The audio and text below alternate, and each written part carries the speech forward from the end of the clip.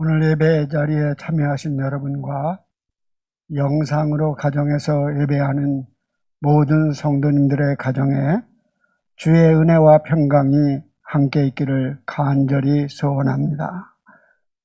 기독교인들이 종종 잘못된 착각에 빠지는데 신앙이 성숙해질수록 인간의 모든 욕구와 본능 자체를 포기하고 세상과는 단절된 삶을 살아야 된다고 생각하는 것입니다. 그래서 종종 많은 사람들이 금욕주의를 기독교적인 것이라고 생각하여 육신적인 것을 멀리하고 하나님을 가까이 하려고 생각하고 있다는 것입니다. 우리는 하나님의 형상을 닮도록 노력하고 그 안에서 거룩하게 구별된 존재로 살아가야 되지만 이 세상을 외면하고 인간의 모든 속성 그 자체를 부정하면서는 살아갈 수 없는 것입니다. 역사적으로 볼 때 한때 금욕주의가 번성하여 세상을 떠나 육신의 약한 것을 정죄하며 인간의 현실을 떠나 하나님만 생각하며 철저히 단절된 삶을 살려고 했던 신비주의와 은둔주의가 성행했던 적이 있습니다. 그러나 오히려 이러한 사조가 성행할수록 기독교는 이 세상 속에서 힘을 잃고 약화되었습니다. 이 세상에서 빛과 소금이 되어야 할 교회가 스스로 자신의 빛을 가리우고 어둠 속에 숨어버렸기에 역사의 암흑기가 계속되었던 것입니다. 성숙한 신앙, 올바른 영성은 육신과 세상을 부정하고 외면하는 것이 아니라 오히려 이 세상 속에서 삶을 귀하게 여기고 그 안에서 하나님의 인도와 도우심을 구하며 살아가는 것이 올바른 영성이며 성숙한 신앙이라고 볼 수 있습니다. 오늘 주기도의 말씀 중에 오늘 우리에게 일용할 양식을 주옵시고라고 기도하라고 말씀합니다. 오늘 우리에게 일용할 양식이란 유대인들의 주식이었던 빵만 나타나는 것은 아닙니다. 우리로 말하면 밥만 나타나는 것이 아니라 보다 넓은 의미로 생명을 유지하기 위하여 필요한 모든 것을 의미합니다. 그래서 여기에 정관사, 그 양식이라는 정관사를 붙여서 단지 먹을 쌀, 떡을 구하는 것이 아니라 우리에게 일상에 필요한 건강, 생명, 사랑, 모든 것을 하나님께 구하라는 의미입니다. 또한 이 정관사의 의미는 요한복음 6장 35절에 그 양식이라는 표현은 참된 생명이 되신 예수 그리스도를 가리키고 있는 것입니다. 예수님은 우리의 생명의 양식이 되셔서 내게로 오는 자는 결코 주르지 아니하고 목마르지 아니하리라고 말씀하셨습니다. 오늘 우리의 삶의 자리에서 우리의 필요한 것들을 구하는 것이 결코 악이 아니라는 것이고 죄가 아니라는 것입니다. 우리의 생명 유지를 위하여 또 건강한 삶을 위하여 날마다 하나님의 은혜 안에 그런 것 우리의 필요가 채워지도록 기도하라고 예수님은 말씀하시고 계십니다. 오늘이라는 이 말은 예전에는 오늘날 우리에게 일용할 양식을 주옵시고 라고 해서 오늘날이라고 우리가 암송하고 해석했습니다. 그러나 개정개혁과 지금은 오늘 우리에게 일용할 양식이라는 말을 사용하는 것은 오늘만이 아니라 내일에 필요한 양식을 의미하는 것입니다.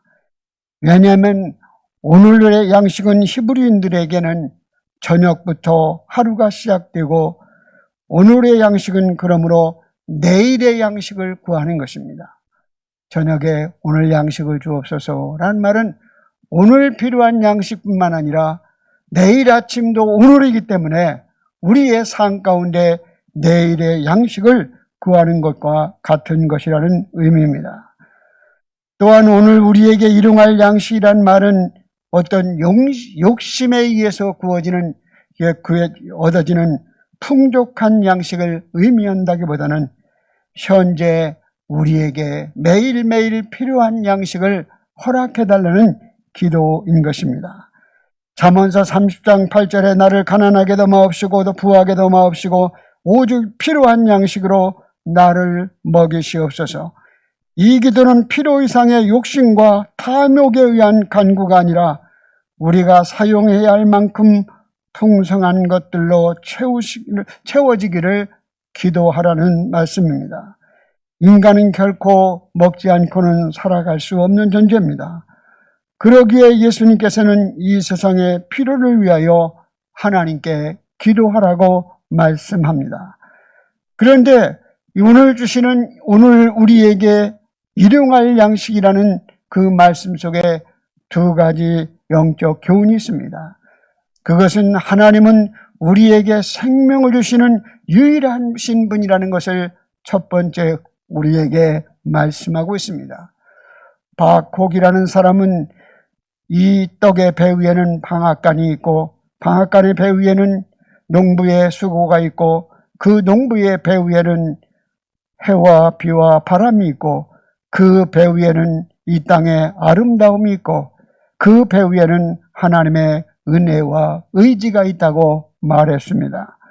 사실 대부분 사람들은 보이는 것만 생각하는 경향이 있지만 그러나 우리가 누리고 있는 모든 것에는 보이지 않는 부분에서 더 많은 의미성을 찾는 것입니다. 여러분, 무엇을 인생을 살아가는데 가장 필요한 것이 다만 떡이나 빵만이 아닌 우리의 삶에 가치 있는 일, 의미 있는 일, 보람 있는 일을 감당할 때 진정한 믿음의 삶을 일궈낼 수 있는 것입니다. 시인 홍순관 씨는 쌀1톨의 무게라는 시에서 이렇게 얘기합니다. 쌀1톨의 무게는 얼마나 될까? 내 손바닥에 올려놓고 무게를 잰다. 바람, 천둥, 비, 햇살, 외로운 별빛도 그 쌀1톨 안에 스며있네. 농부의 새벽도 그 안에 숨었네. 나락 하늘 속에 우주가 들었네. 버려진 쌀1톨 우주의 무게를, 쌀1톨의 무게를 재어본다. 쌀1톨의 무게는 생명의 무게, 쌀1톨의 무게는 평화의 무게, 쌀1톨의 무게는 농부의 무게, 쌀1톨의 무게는 세월의 무게, 쌀1톨의 무게는 우주의 무게이다라고 시를 썼습니다. 여러분, 예수님께서 우리에게, 하나님께서는 우리의 모든 양식의 주관자이심을 말씀하고 있으며 그러기에 우리의 필요를 하나님 앞에 구하라고 요청하고 있는 것입니다. 먹고 마실 때마다 양식을 주신 하나님께 하나님과의 관계성, 그리고 그 먹을 것을 주시는, 생명을 주시는 하나님과의 관계를 잊지 말라는 것입니다. 왜 예수님은 우리의 평생 먹을 양식을 주옵시고라고 기도하지 않았을까요? 한 번 평생 먹을 것을 주면 되지 않습니까? 제자들에게, 우리들에게 평생 보장하는 기도를 해 주셨으면 더 좋지 않았을까요? 그러나 하나님께서는 날마다 우리로 하여금 하나님을 바라보며 살아가기를 원하셨습니다. 하나님과 긴밀한 관계를 맺으며 살아가기를 원하셨습니다. 우리에게 생명을 주시고 양식을 주시는 분이 하나님이심을 날마다 경험하며 살아가길 원하셨습니다. 이스라엘 백성들이 광야에서 아침마다 나가 만나를 거두었습니다. 매일 만나를 거둘 때마다 그들은 감사함이 있었고 또 그 밤에 내일 아침에도 만나를 주실 것인가에 대한 그들의 간절함이 그들에게 있었습니다. 하나님께서는 우리의 모든 필요를 채우시는 분이며 유일하게 생명을 주시는 분임을 믿고 항상 간구해야 합니다. 오늘 주님께서 우리에게 오늘 우리에게 일용할 양식을 주옵시고 우리의 욕심이 아닌 우리의 필요를 구하면서 우리에게 진정한 생명과 필요한 것을 주시는 분은 하나님과의 관계 속에 살아가라고 매일 구하라고 말씀하고 있는 것입니다. 한 번 구하고 끝나는 것이 아니라 매일매일 하나님을 생각하며 감사하며 매일매일 생명을 주시고 우리의 필요한 것을 공급하시는 하나님과의 관계 속에 살아가라고 매일 구하라고 말씀하신 것입니다. 그리고 오늘 말씀에 보면 우리에게 필요한 양식을 구하라고 말씀하는 것이 두 번째 영적 교훈입니다. 출애굽기 16장 16절에 보면 광야에서 아침마다 만나를 거둘 때 장막에 머물러 있는 사람들 끝까지 거두라고 말씀했습니다. 그 광야에 나올 수 없는 사람은 어떤 사람인가? 어린아이거나 노약자거나 장애가 있는 사람들은 광야에 나올 수 없었을 것입니다. 그러므로 여기에서 우리의 양식을 구하라는 말은 단순히 광야에서 만나는 내가 먹을 것만 구하는 것이 아니라 소외되고 어려움 당한 사람들, 고통받는 사람들의 양식까지도 함께 그 필요를 채우는 자리에 동참하라고 말씀하고 있는 것입니다. 오늘 우리에게 일용할 양식을 주옵시고 공동체적인 기도인 것입니다. 출애굽기 16장 18절에 보면 한 오멜을 거두되 이 한 오멜은 지금으로 다루면 2리터의 분량입니다. 우리 페트병이 그 2리터 아닙니까? 그 정도를 늘 날마다 주신 거죠. 그런데 어떤 사람은 욕심이 많이 거뒀지만 남음이 없고 또 어떤 사람은 적게 거뒀지만 부족함이 없었다. 이 말은 그 공동체에 서로 나눔이 있었다는 것을 의미하는 것입니다. 예수님께서 나만의 양식이 아니라 우리의 양식을 구하라고 말씀합니다. 나만 잘 먹고 잘 살기 위하여 구하는 것은 하나님의 뜻이 아니라는 말씀입니다. 예수님께서 주기도문에서 인간을 위한 모든 간구에 대한 수혜자가 모두 내가 아닌 우리가 되어야 한다고 말씀하고 있는 것입니다. 그러므로 성도가 이 상 살아가는 동안 이기적인 삶이 아니라 더불어 함께 누리는 우리의 삶을 누려갈 수 있도록 공동체적으로 나누는 삶을 실천해야 합니다. 실제적으로 전 세계 한 해에 거둬들인 양식을 모두 합하면 온 인류가 먹고도 남습니다.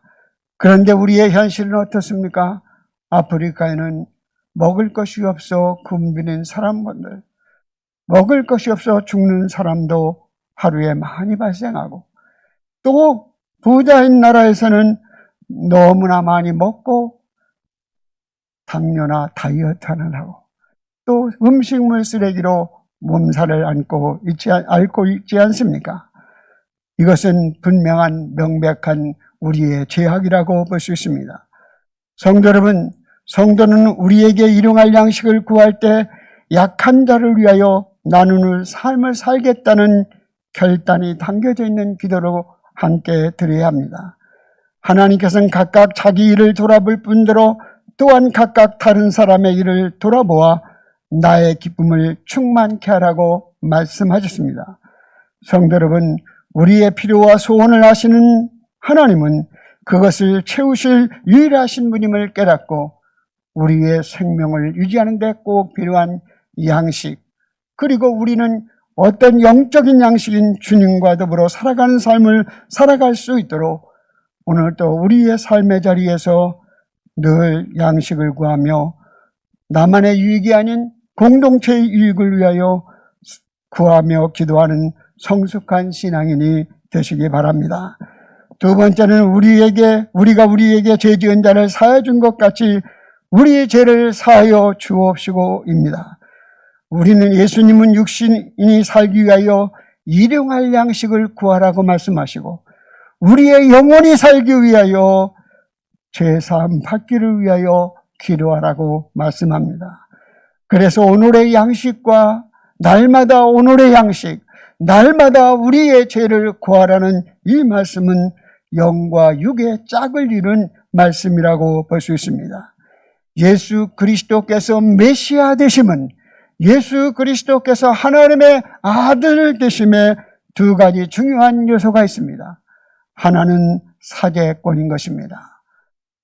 예수님께서 내 죄가 사하지 않는다고 말씀했을 때 유대인들은 내가 어떻게 하나님만이 할 수 있는 죄를 사하는 권세를 누가 주었느냐고 예수님을 이단으로 몰아갔던 것입니다.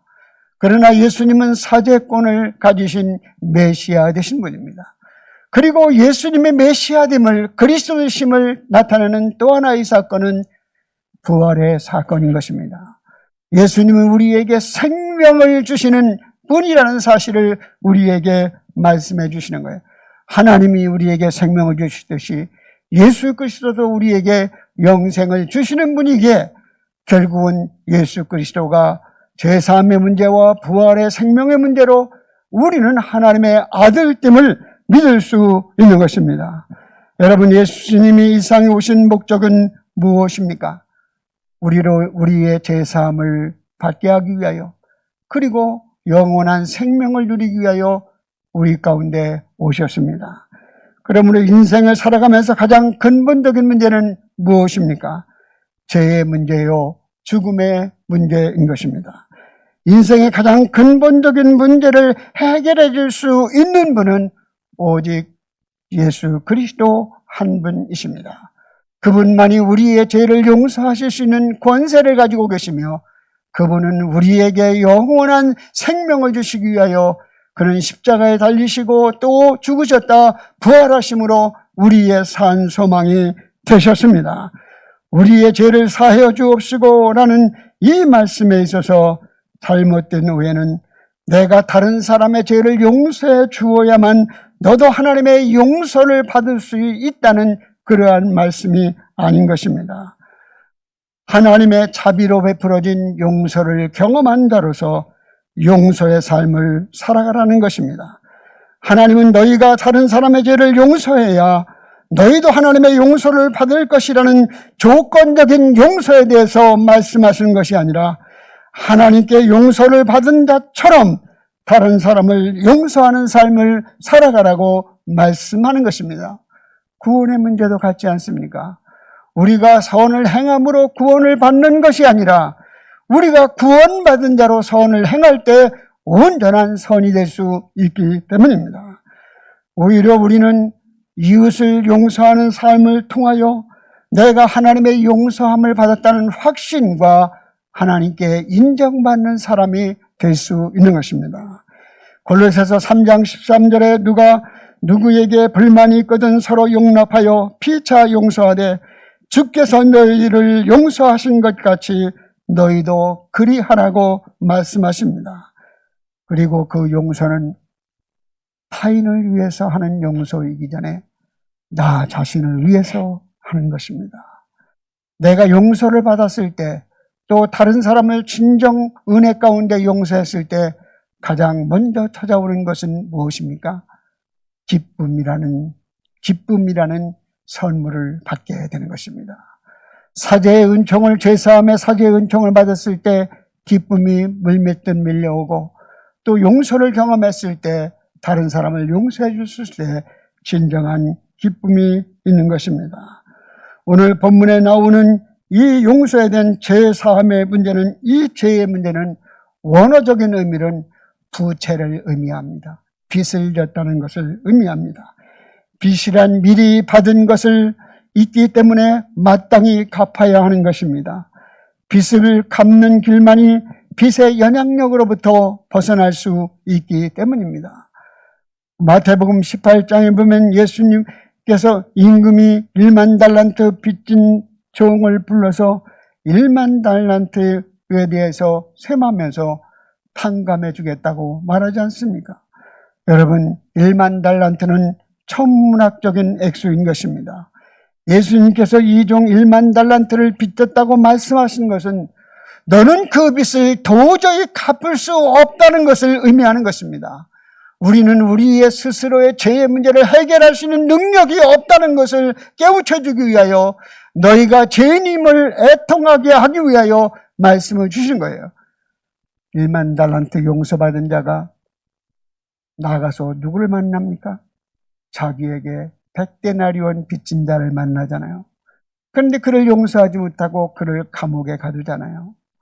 그 소식을 들었을 때 이 종은 뭐라고 하면, 내가 나를 불쌍히 여기소서, 내가 다 갚겠나이다, 내가 다 갚겠나이다라고 착각하는 거예요. 갚을 수 없는 그러한 상황 속에서 갚겠다고 말하는 거예요.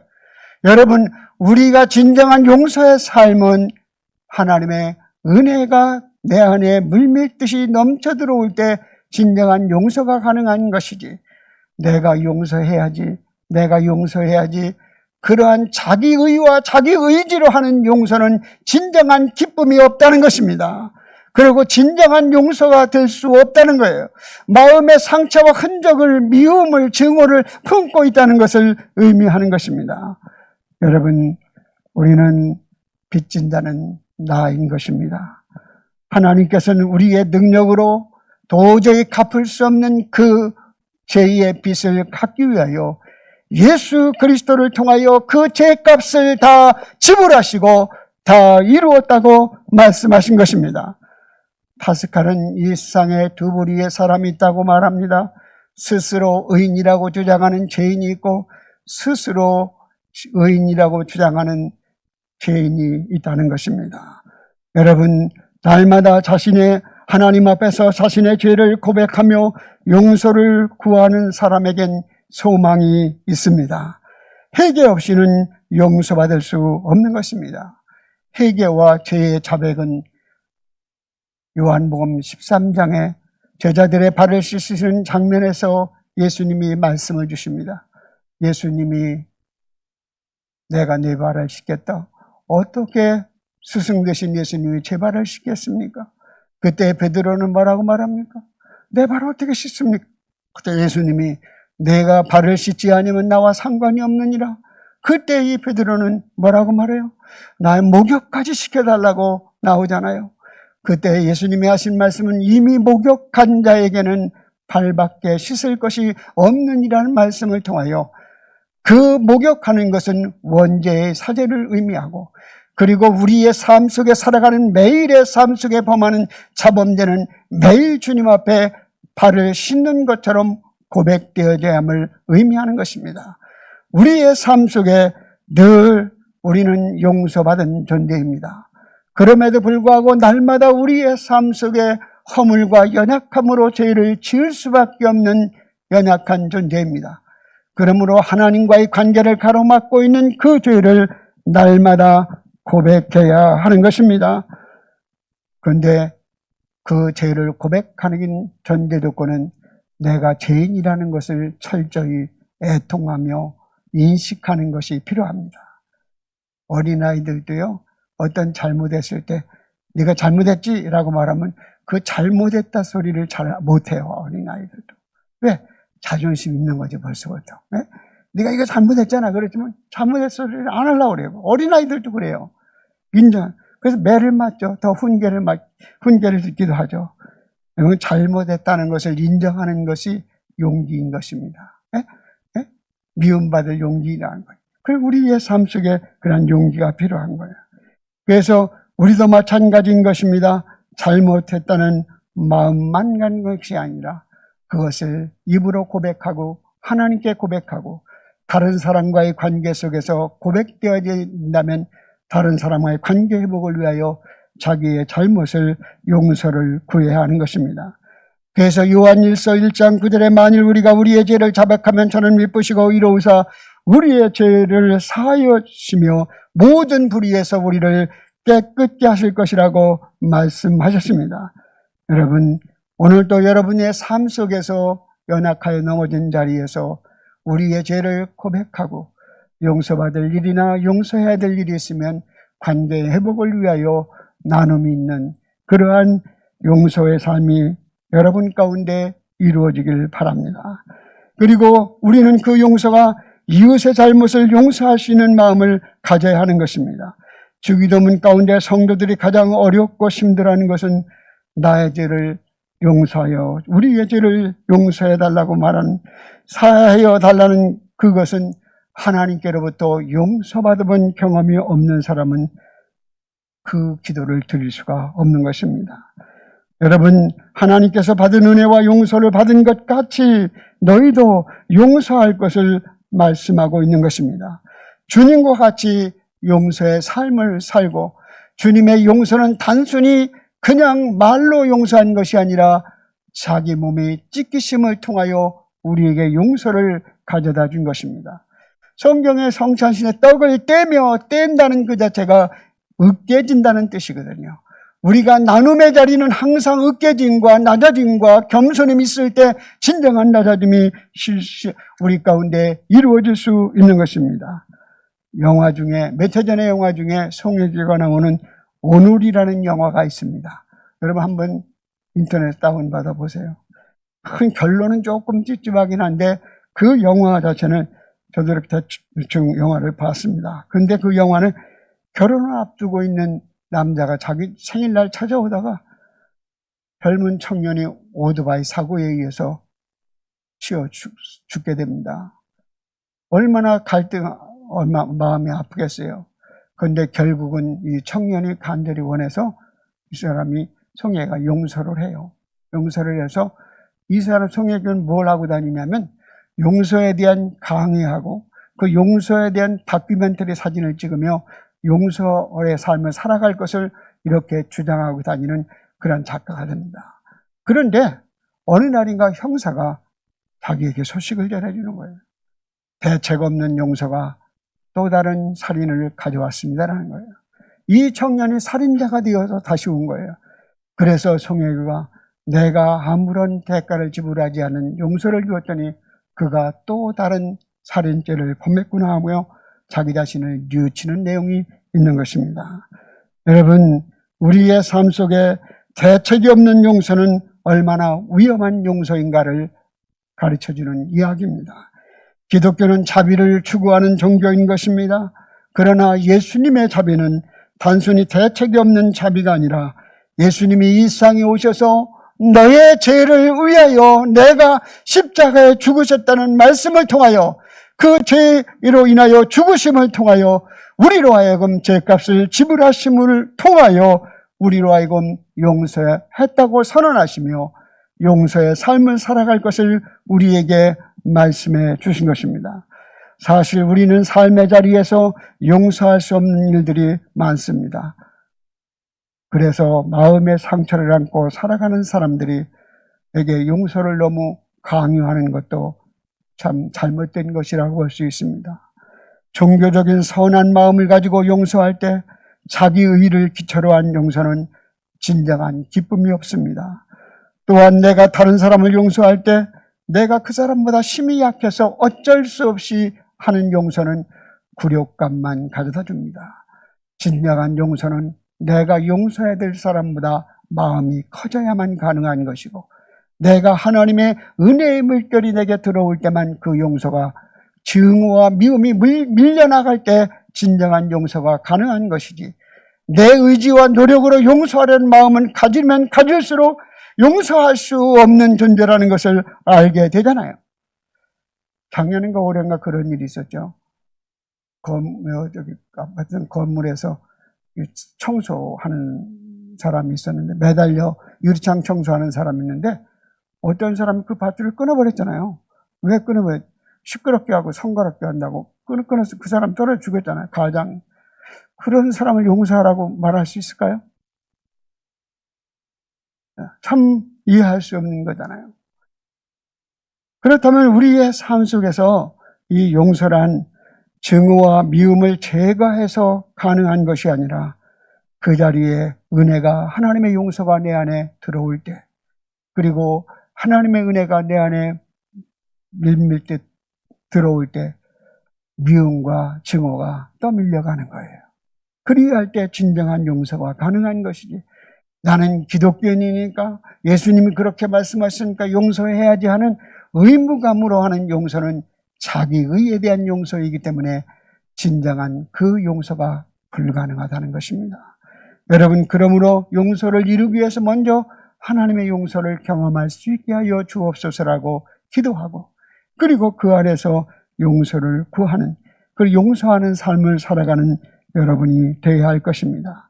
그런데 오늘 본문에 우리에게 필요한 양식뿐만 아니라 우리에게 죄 지은 자를 사하여 주옵소서. 우리의 죄입니다. 이 공동체의 죄를 말해요. 이 말씀은 내가 직접적으로 지은 죄가 아니라 할지라도 공동체 안에 다른 그리스도인이 죄를 지었다면 연대감을 가지고 죄 용서를 위하여 기도해야 한다는 뜻입니다. 나 한 사람이 거룩해지는 것도 중요하지만 공동체가 함께 거룩해지는 것이 더욱 중요하기 때문입니다. 왜 다른 사람의 지체들이 죄를 범했는데 우리가 연대감을 가지고 회개해야 합니까? 그 이유는 교회는 그리스도의 몸이요 우리는 그 몸의 지체이기 때문에 우리 교회 공동체나 여러분이 속한 공동체에 어떤 죄의 문제로 아파하는 사람이 있으면 그 죄 때문에 함께 애통하며 함께 기도할 때, 공감을 가지고 기도할 때 그 사람이 회개가 이루어질 수 있도록 기도해야 할 것입니다. 오늘 더 나아가서 사회적으로 접근해보면 이 공동체의 죄악, 우리의 죄는 무엇입니까? 환경 파괴하는 문제도 우리의 죄라고 볼 수 있습니다. 세상의 잘못된 가치관, 문화 이런 것들도 우리가 범하는 우리의 죄일 수도 있습니다. 그러므로 우리는 우리의 죄를 위하여 기도할 세상 받기를 위하여 기도하는 것은 더 넓은 폭넓혀서 우리 안에 우리의 환경 속에 환경 파괴하는 일, 그리고 우리의 삶 속에 잘못된 가치관을 갖고 살아가는 일, 어떤 문화 이런 것들에 대해서도 함께 죄를 주님 앞에 고백해야 하는 것입니다. 성도 여러분, 주기도를 가르친 대상은 이미 하나님을 아버지라고 부르는 제자들을 향한 말씀인 것입니다. 그러므로 하나님의 자녀들은 인생의 문제들을 하나님께 가져오기 전에 하나님의 이름과 나라와 그 뜻을 구하는 자들이 되어야 될 뿐만 아니라 우리의 삶에 하나님의 자녀로서 살아가는 데 필요한 모든 것들을 하나님께로부터 온다는 사실을 깨닫고 매일의 삶 가운데 일용할 양식과 죄사함의 문제와 시험에 들지 말게 해달라는 기도가 우리 가운데 있어야 하나님과 동행하는 삶을 살아갈 수 있는 줄 믿습니다. 하나님의 조건 없는 사랑과 용서를 이미 구원받은 백성입니다. 그러므로 하나님의 용서는 인간의 용서를 조건으로 하는 것이 아니라 우리가 이미 하나님께로부터 용서받았기에 다른 형제를 용서해야 될 책임과 사명이 있음을 깨닫고 오늘 또 용서하는 자로, 용서를 비는 자로 날마다 삶 속에서 잘못을 주님 앞에 고백하며 내려놓고 참된 해결을 이루는 성도들이 되시기 바랍니다. 오늘 우리에게 일용할 양식을 주옵시고 오늘 우리에게 우리 죄 지은 자를 사하준 것 같이 우리의 죄를 사하여 주옵시고 이 기도를 여러분이 날마다 기도드림으로 하나님과의 관계를 맺고 하나님께로부터 은혜와 생명을 누리는 귀한 성도의 삶이 되시기 바랍니다. 다음 주간의 주기도 원래 오늘 다 끝내려고 하는데 한 주가 다 남았습니다. 시험에 들지 마게 합시오. 다음 시험에 악에서 구하옵소서. 그건 다음 주간에 말씀이 선포될 말씀입니다. 오늘도 여러분들이 주님 앞에 기도를 드리는 시간, 먼저 오늘 기도하는 시간을 갖겠습니다. 오늘 먼저 기도하겠습니다. 오늘 주신 말씀처럼 우리에게 필요한 양식, 나만이 아닌 가난하고 고통받는 사람들에게도 필요한 양식이 공급되도록 기도하고 우리에게 필요한 양식, 욕심이 아닌 내 삶에 필요한 모든 것들, 생명, 건강, 우리의 삶의 사랑, 이러한 필요한 것들이 날마다 채워지도록 기도하시고 우리의 죄를 사하여 주옵시고 우리가 용서받은 자로 진정한 용서를 베푸는 자로 살아가는 은혜를 용서받은 자로 살아갈 수 있도록 도와주시고 공동체의 죄악을 위해서도 용서를 비는 믿음의 사람으로 기도하게 해달라고 우리가 함께 통성으로 한 2분 동안 기도하겠습니다. 자비로우신 하나님, 은혜와 사랑을 감사드립니다. 오늘도 주님의 뜻과 주님의 자비하심과 주님의 능력 안에 날마다 세워지는 귀한 은혜가 있도록 축복해 주시기를 간절히 원하옵건합니다. 우리의 삶 가운데 날마다 필요한 것을 구하게 하시고 날마다 우리의 삶 가운데 일용할 양식뿐만 아니라 우리의 삶 가운데 우리의 죄가 사해지기를 위하여 기도하는 귀한 삶을 살아갈 수 있도록 도와주시옵소서. 아버지 하나님, 우리에게 모든 필요한 것은 주께로부터 오는 것임을 깨닫고 날마다 이스라엘 백성들이 광야에서 만나를 기다렸듯이 우리에게 하나님의 은혜와 사랑이 회복되는 귀한 믿음의 삶을 기도하게 하여 주시옵소서. 오늘도 우리의 삶에 필요한 모든 것들이 구해질 수 있도록 죄의 문제와 생명의 문제가 예수 그리스도를 통해서 해결받은 믿음의 삶을 살아가는 성도의 삶이 되게 하여 주시옵기를 간절히 원하고 원합니다. 오늘도 용서받은 자로 살게 하시고 또 용서를 베푸는 자로 살게 하시고 또 우리 교회 공동체 또 이 사회적 공동체의 죄악을 위해서 애통하며 기도하는 은혜가 있도록 도와주셨기를 간절히 원하고 원합니다. 참된 회개는 나로부터 이루어지게 하여 주시고 또 참된 변화는 나로부터 이루어지게 하셔서 하나님의 기쁨이 되는 성도의 삶이 되도록 역사해 주셨기를 간절히 원하고 원합니다. 주님 말씀해 주시옵소서. 주님 긍휼히 여시고 불쌍히 여셔서 하나님의 사람으로 세워지게 하시고 성령의 사람으로 세워지게 하시고 믿음의 사람으로 세워지게 하여 주시옵소서. 예수님의 이름으로 기도드립니다. 아멘. 아멘.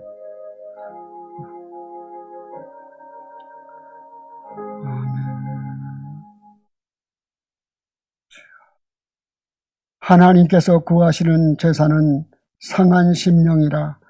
하나님이여 상하고 통회하는 마음을 주께서 멸시하지 아니하시리라. 아멘.